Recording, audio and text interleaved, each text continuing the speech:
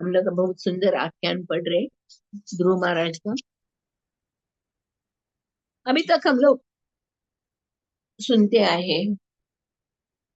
आजकल तो बहुत सुंदर है लोग का। अभी तक हम लोग क्या क्या पढ़ा। बालक ध्रुव माता के वचन सुनकर जंगल में जाके गुरु से आशीर्वाद प्राप्त करके तपस्या की, 6 महीना में भगवान का दर्शन किया, वापस घर आए। घर आके राज्य कारभार संभाला और 36,000 बरस राज्य कारभार करके उन्होंने जंगल में तपस्या कर निकले। इस श्लोक द्वारा हम लोग जान सकते, प्रभुपाद जी ने स्पष्ट रूप से लिखा है हर एक को। ध्रुव महाराज का जो उन्होंने जिस तरह दृढ़ता से पालन किया है, ऐसा हम लोग भी नियमों का पालन करके हमें भी वैकुंठ धाम, हम भी वैकुंठ धाम जा सकते। प्रभुपाद जी ने भगवत गीता का श्लोक जन्म कर्म च मे दिव्यम एवं यो वेत्ति तत्वतः त्यक्त्वा देहम पुनर्जन्म नैति मामेति। सो अर्जुन किताब का श्लोक में भगवान बता रहे मेरा जो भी जन्म कर्म जो जानता है कैसे है। ऐसे तो भगवान कृष्ण का जन्म कथा सब लोग जानते, सबको मालूम रहता है। हाँ मैं हम लोग जानते हैं, हम लोग जानते हैं कृष्ण कथा, हम लोग जानते, सब लोग बोलते हैं, हम लोग जानते, मगर कैसे जानना है। तत्वतः, तत्वतः जानना है हम लोग को, कहानी के रूप में नहीं। तत्वतः यानी क्या है, भगवान अजन्मा है, कभी वो जन्म नहीं लेता है, अजन्मा है वो, फिर भी जन्म लेता है।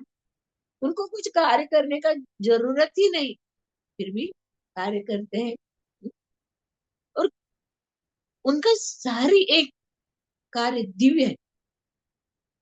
जो इस ज्ञान को समझ लेता है वही वैकुंठ जाने का भागी बनता है। ऐसे तो हम लोग भजन में हमारा कर्नाटक में एक पुरंदर दास का भजन है, वो भजन में हम लोग देखते हैं वैकुंठ जाने का रास्ता कौन सा है महात्मा आप बताओगे। वैकुंठ के दारी याव दो करके वो भजन में गा रहे हो, वैकुंठ जाने का रास्ता कौन सा है। इधर हम लोग ये श्लोक द्वारा हम लोग समझ सकते हैं भगवान का भक्त ध्रुव महाराज ने अपने दृढ़ता से वैकुंठ का मार्ग हम लोग को खुला करके दिखाया है।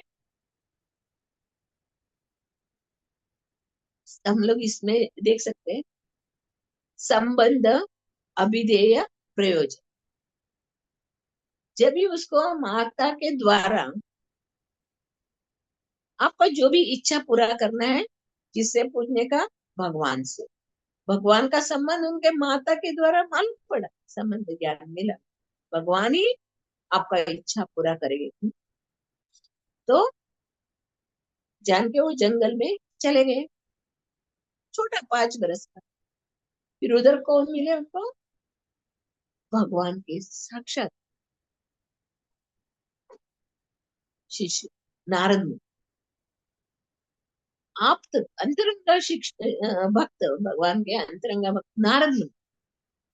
इधर हम लोग देख सकते हैं भगवान और नारद मुनि दोनों किस तरह अपने भक्तों को मार्ग दिखलाने के लिए उद्यत रहते। भगवान भी हमेशा खड़े रहते हैं, मेरे बच्चे कभी मेरे शरण में आएंगे कर शरण। और नारद महर्षि हर जगह घूमते रहते, हर जगह घूमते रहते और सभी को भक्त बनाते। इधर नारद मुनि ध्रुव महाराज को मिलते हैं और ध्रुव महाराज से वार्ता करके हम देखते हैं वो नारद मुनि, अरे इतने छोटे बालक के अंदर कितना दृढ़ता है। तो उन्होंने उनको पूरा ज्ञान दे, कैसे करने का, क्या करने का, कैसे विधि विधानों का, नियम का पालन करता हूँ बता। वो छोटा बालक को मन में कैसा निश्चय कर लेता है मुझे गुरु का गुरु मुख पद्म वाक्य चित्ते करिए। हम लोग सुबह, रोज सुबह गाते गुरु गुरु पूजा में। गुरु जो भी हमें बताते हैं उसको हम लोग चित्त में ऐसा करना चाहिए, और उसको हम लोग को फॉलो करें। हम लोग सब दीक्षा लेते वक्त तभी हम लोग गुरु के द्वारा सुनते हैं, उसके बाद हम लोग भूल जाते हैं, क्योंकि हमने भौतिक दुनिया, क्योंकि भौतिक दुनिया में जो भी हम लोग कर रहे हैं ये अशुद्धि से है, उसमें शुद्धता नहीं है। ये ध्रुव महाराज इतना शुद्ध और दिव्य भक्त है, वो गुरु के वचन को पालन करता है। इस संबंध संबंध ज्ञान हो गया, अभिधेय हो गया, वो 6 महीना तक फल खा के, पत्ता खा के, पानी पी के, बिना खाए पिए 6 महीने में उन्होंने भगवान का दर्शन किया। प्रयोजन, फल। इधर प्रभुपाद जी बता रहे कितने सुंदर ढंग से बता,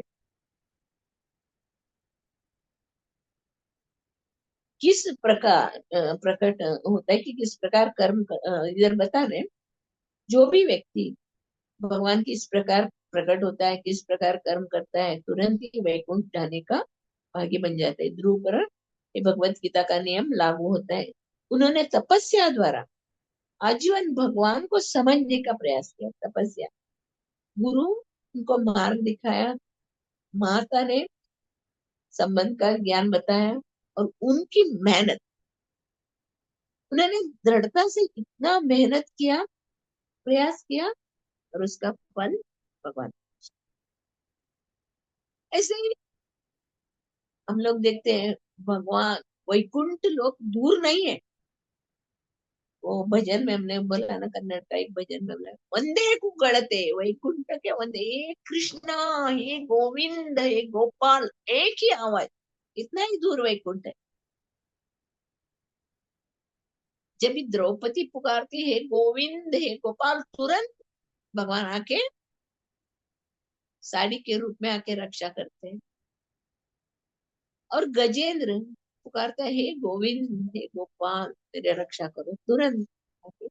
नहीं, उन्होंने ना तपस्या की, उन्होंने ना ये किया, मगर इस भाव से उन्होंने भगवान को पुकारा। भगवान हमेशा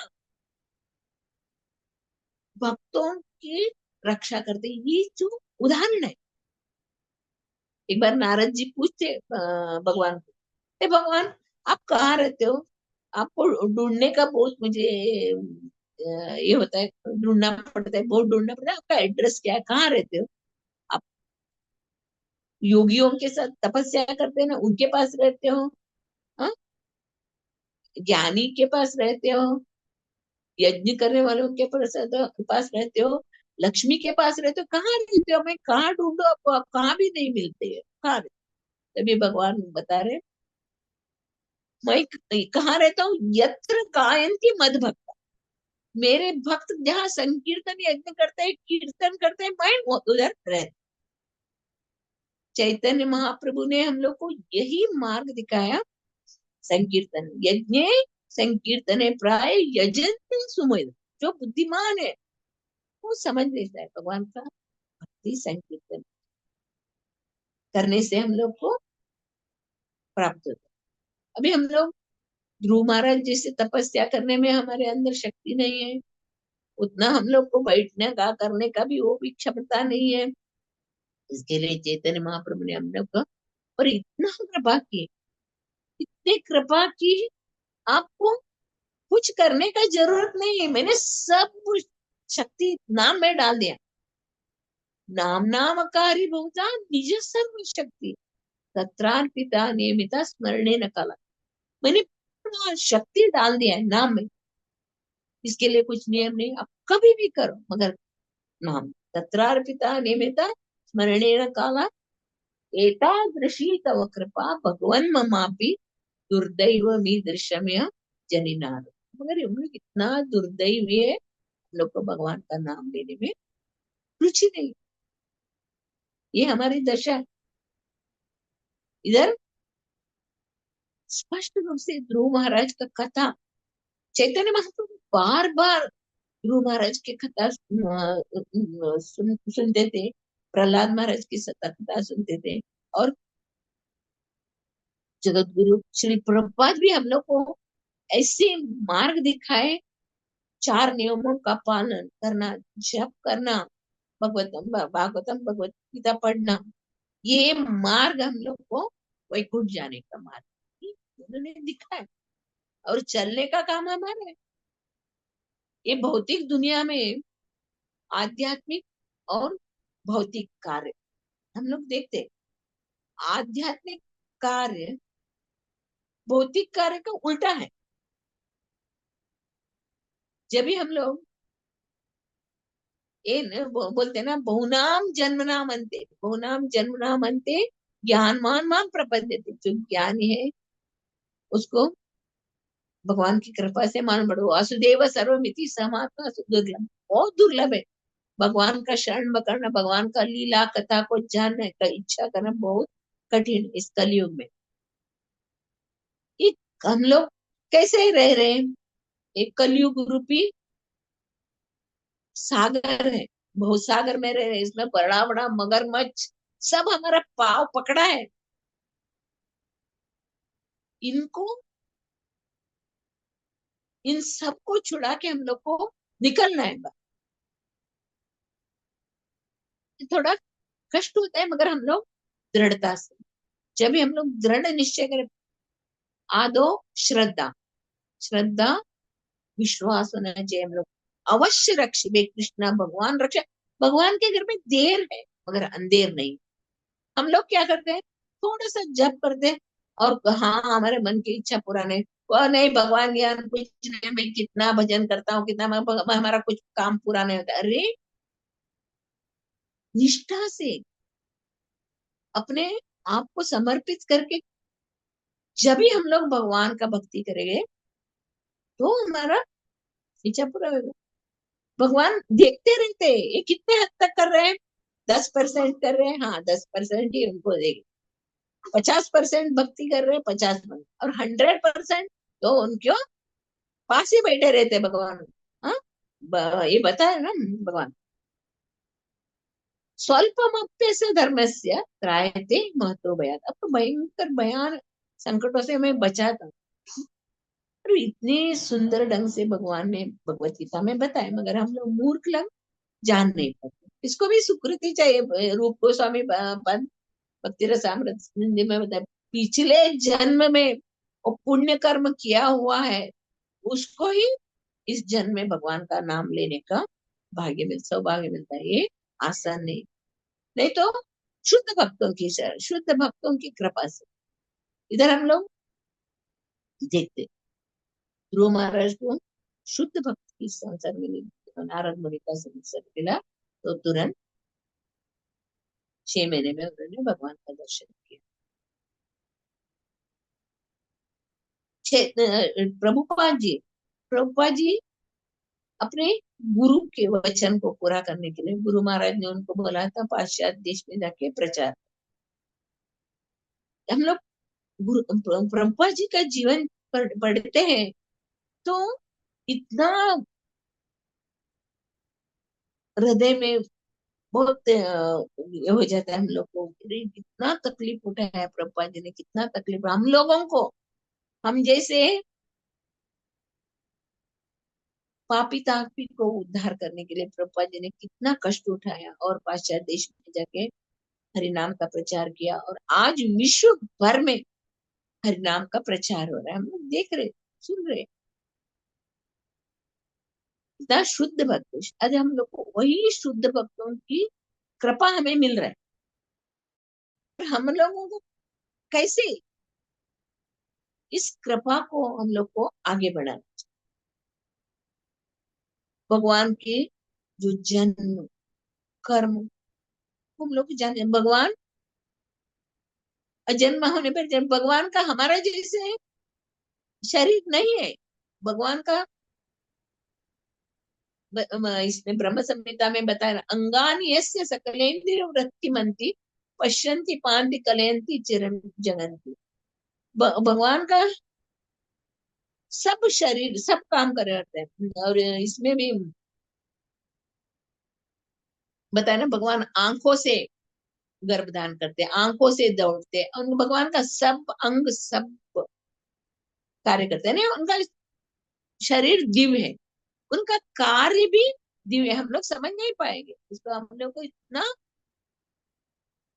आगे बढ़ना चाहिए। महात्माओं का चरण रज का अभिषेक करेंगे, जैसे प्रहलाद महाराज। जब प्रहलाद महाराज हिरण्यकशिपु को वध करने के बाद प्रहलाद महाराज को भगवान बोलते हैं ना, नरसिंह भगवान, प्रहलाद मांगो मांगो, क्या चाहिए आपको, वर मांगो तो वर। प्रहलाद महाराज, नहीं नहीं, मुझे शुद्ध भक्तों के कुछ नहीं चाहिए, मुझे शुद्ध भक्तों के चरण रज का अभिषेक करना, मुझे बस शुद्ध भक्तों का चरण रज, शुद्ध भक्त चरण रेणु भजन अनुकूल, हम लोग गाते भजन। इधर भगवान बताते ना, मैं ब्रह्मा जी मेरा पुत्र है, तो भी मेरा प्रिय नहीं है। शिव जी, हाँ, वो भी मेरे लिए इतना प्रिय नहीं है। बलराम मेरा अंश, वो भी मेरे लिए प्रिय नहीं है। लक्ष्मी जी, लक्ष्मी जी भी इतना प्रिय नहीं है। कौन प्रिय है? मेरे शुद्ध भक्त। भक्तों के लिए भगवान सब कुछ त्याग करते, अपना अपने आप को भी दे देते। देखते हैं हम लोग महाभारत युद्ध में, जब भी भीष्म पितामह अर्जुन को बाण मार रहे थे, जो पहले तो वचन दिए थे मैं अस्त्र शस्त्र नहीं उठाएगा, पर जब भी भीष्म पितामह ऐसे बाण चलाते अर्जुन के ऊपर, और कृष्ण को भी लगता है बाण, फिर भी वो क्या करते हैं, उन्होंने तुरंत रथ से नीचे कूद के टूटा हुआ पहिया उठा के भीष्म पिता के सामने भागते। तो भीष्म पिता, मुझे यही देखने का, मुझे ये आप भक्तों को रक्षा करने के लिए अपने मान टाल देते, जो अपना वचन दिया वो भी वचन आप तोड़ देते, क्योंकि भक्तों की रक्षा। इसे बहुत बहुत भागवतम में पूरा पूरा भक्तों का चरित्र, भागवतम और भगवान में अंतर नहीं। भागवतम में ना भगवान, भगवान का गुणगान, भागवतम नित्यम भागवत सेवा, इसके लिए बोलते हैं ना, जो नित्य भागवत से हृदयंतस्तो अभयराणी विदुनोति सुहृदा, जो रोज रोज रोज रोज भागवतम सुनने मात्र से हमारे हृदय के अंदर जो गांठ है, वो ऐसे छूटने वाला नहीं, करोड़ों करोड़ों जन्मों के लेके आया हुआ है वो गांठ। जब भी हम लोग नित्यम भागवत सेवा करेंगे, तो ही हमारे हृदय का अंदर का जो मैल गांठ है टूटेगा, नहीं तो ये आसान नहीं। भागवतम का एक एक अक्षर, एक एक श्लोक हमारे जो कल्मश से भरा हुआ इस मनुष्य शरीरों को शुद्ध बनाता है। वैकुंठ जाने का, हम लोग बोलते हैं ना, अभी कोई मरेगा तो वैकुंठ चला गया, वैकुंठ यात्रा किया, वैकुंठ किया। देख सकते हैं हम लोग इधर प्रहलाद महाराज का, ध्रुव महाराज की कहानी से देखते हैं, वैकुंठ जाने के लिए कितना शुद्ध और पूर्ण समर्पित भक्त होते। ध्रुव महाराज जब ये तपस्या की, भगवान का भक्ति प्राप्त किया, उन्होंने अपने आप को पूर्ण भगवान को अर्पित कर दिया। अपने राज्य में आके उन्होंने कितने सारे यज्ञ की, पूरा इसका राज्य का खजाना खर्च हुआ, किसके लिए? दूर प्रजाओं की रक्षा कर रहे, प्रजाओं को सुख समृद्धि समाधान देने के लिए उन्होंने किया, अपने लिए कुछ नहीं किया, उन्होंने सब अपने प्रजा का हित के लिए किया। और उन्होंने जान गया इस भौतिक संसार क्या है, एक माया है, माया का झलक है। घर परिवार ये सब धन संपत्ति सब एक माया का एक झलक है। ये कभी आएगा हम लोग को, जब हमारे अंदर पूर्ण आत्मज्ञान होता है, आत्मा का ज्ञान होता है हमारा। हम लोग ये शरीर नहीं है, हम लोग आत्मा है। और आत्मा का संबंध भगवान के साथ है, भगवान के साथ हम। भगवान ने हम लोग को इधर भेजा, किसके लिए भेजा? मुझे याद करो, मेरा स्मरण करो, और मुझे और आपको वापस आना चाहिए, वापस अपने धाम में, अपने घर में वापस आने के लिए। इसके लिए हमें इस दुर्ग में, इस जेल में भेजा है। मगर हम लोग क्या किया, भगवान को भूल गए। एक मिनट, हाँ।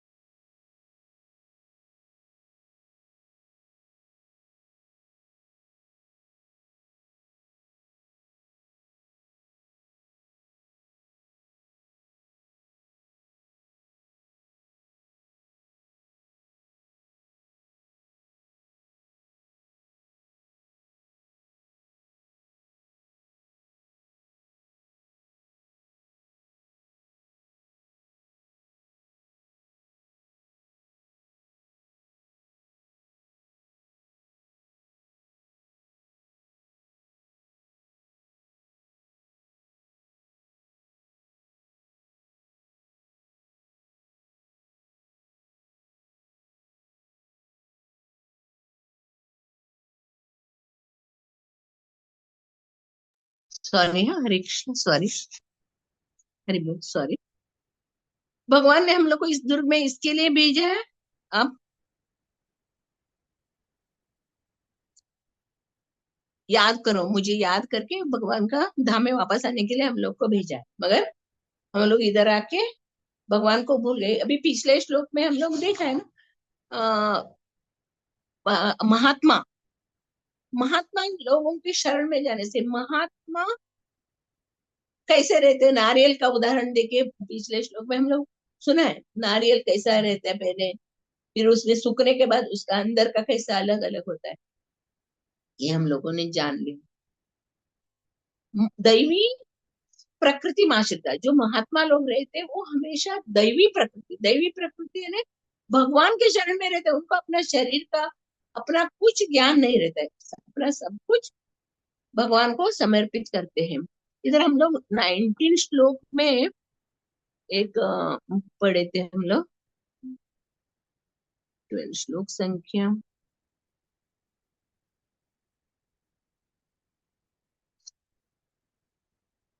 17, 18 से एक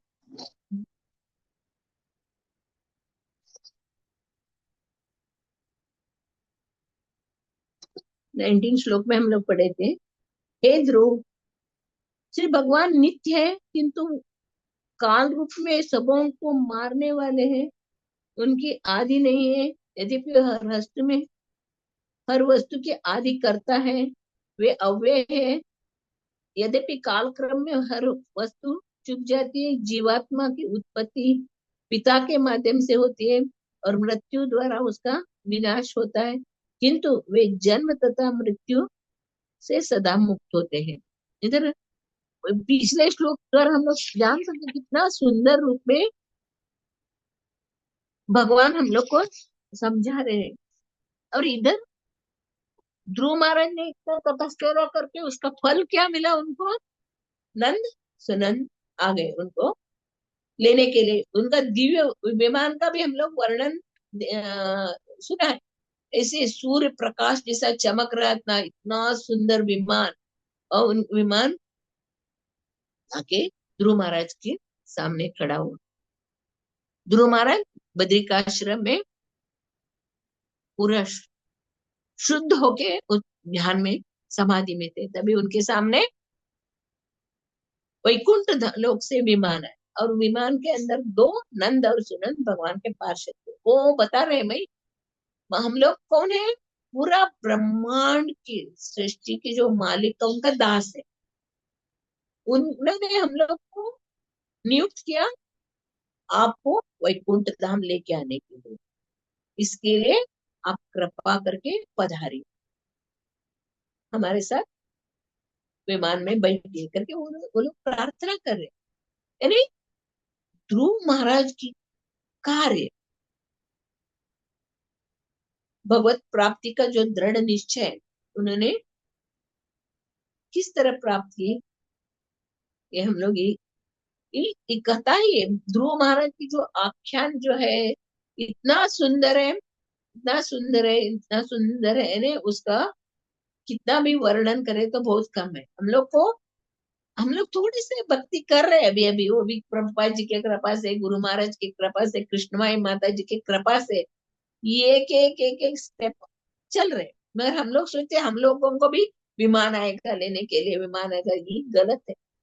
इसी महात्मा शुद्ध भक्त होना चाहिए, जो भगवान महात्मा में और भगवान में कोई अंतर नहीं है। जब भगवान बोल रहे हैं ना, और मेरे भक्त में कोई अंतर नहीं। और भगवान यही चाहते हैं, मेरे पूजा इतना महत्व नहीं है, मेरे भक्तों का। अगर आप मुझे चाहते हो, मुझे चाहते तो आप अपने क्या करना चाहिए, आप मेरे भक्तों का सेवा, भक्तों की सेवा करें तो वो मेरे लिए अत्यंत प्रिय है। भगवान भगवत गीता में बताते हैं ना, मेरे इस ज्ञान, भगवत गीता का ज्ञान को दूसरों को, उनके उद्धार के लिए दूसरों को ये ज्ञान बांटते हैं, वो मेरे लिए अत्यंत प्रिय है। हाँ? ये सुंदर से इस ध्रुव आख्यान में एक एक श्लोक में इतना सुंदर ढंग से प्रभुपाद जी ने तात्पर्य लिखा है। और उन्होंने ध्रुव महाराज का जो आचरण है, ध्रुव महाराज प्रत्यक्ष करके दिखाया हम लोगों को, उन्होंने आचरण करके दिखाया। आज हम लोग देखते हैं ना, यद्यत आचरति श्रेष्ठतर तत्त देवेतर, जो श्रेष्ठ लोग, ध्रुव महाराज महान भागवत है, 12 महाजनों में ध्रुव का नाम भी आता है ना। ये महात्मा लोगों का हम लोग को उनका अनुसरण करना चाहिए। ये ध्रुव महाराज का चरित्र हम लोग को सुनने मात्र से हमारा अंदर जो भी कल्मश है नष्ट होके हम लोग शुद्ध भक्ति प्राप्त हो। इस तरह बहुत सुंदर ढंग से वैकुंठ जाने के लिए नियम, वैकुंठ जाने के लिए नियम, एक फॉरेन जाना है तो भी, अमेरिका जाना है तो भी चाहिए ना, हम लोग को पासपोर्ट चाहिए, वीसा चाहिए, डायरेक्ट हम लोग नहीं जा सकते, इसके लिए सब मांगता है। वैसे ही वैकुंठ जाने के लिए भी हम लोगों के पास योग्यता होनी चाहिए, पात्रता होनी चाहिए। हाँ, शुद्ध भक्तों का चरण पकड़ना चाहिए हम लोग को, शुद्ध भक्तों का चरण, उनके बता रहे ना, तद्विधि प्रणिपातेन परिप्रश्नेन सेवा उपदेशन्ति ते ज्ञान। ज्ञान हम लोग अभी, हम लोग भौतिक दुनिया में हम लोग को क्या जान में अविद्या, हम लोग अविद्या में से ढके हुए। हम लोग को जब भी एक ज्ञान होएगा भगवान का जन्म कर्म का बारे में, हम लोग को जब भी ज्ञान होएगा, वो ज्ञान है सत्य ज्ञान। उधर गुरु यानी सत्य है, सत्य का ज्ञान गुरु हम लोग को यही सिखाते हैं। शास्त्र, साधु शास्त्र गुरु एक ही सिखाते हैं हम लोग को, भगवान के शरण में जाना, भगवान के सेवा करना, यही सिखाते हम लोग। पूरा भागवतम में यही हम लोग कहानी सुनेंगे, पढ़ेंगे, और उसको हम लोग मनन करना है, अपने जीवन को भी हम लोग को सार्थक करना है।